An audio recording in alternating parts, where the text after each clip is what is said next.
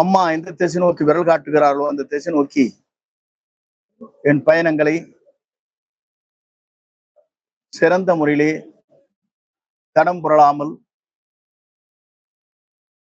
தருணத்துக்கு நான் இடம் வராமல் என் பணியை ஆற்றி இருக்கிறேன் என்பதை புரட்சித் தலைவர் அம்மா அவர்களே திருச்சியிலும் என்னுடைய திருமணத்திலும் நடைபெறுகிற போது எடுத்து சொல்லியிருக்கிறார். எமையுமே தன் தலையில் விழுகிறது என்றாலும் தடுக்காமல் வலுக்காமல் இந்த இயக்கத்திற்கு விசுவாசமுள்ள தொண்டனாக இருக்கின்ற காரணத்தின் அடிப்படையிலே தான் இத்தனை பொறுப்புகளை நான் அவருக்கு வழங்கி இருக்கிறேன் என்று அம்மா அவர் குறிப்பிட்டதை நான் நினைவூட்ட விரும்புகிறேன். ஆகிய அம்மாவுடைய புரட்சித் தலைவர் காலத்திலும் சரி, புரட்சித் தலைவர் அம்மா காலத்திலும் சரி, இந்த இயக்கம் வலிமையோடு இருக்க வேண்டும் என்பதற்காக எல்லோரோடும் சேர்ந்து என்னுடைய பணிகளை அயராமல் நான் ஆற்றியிருக்கிறேன்.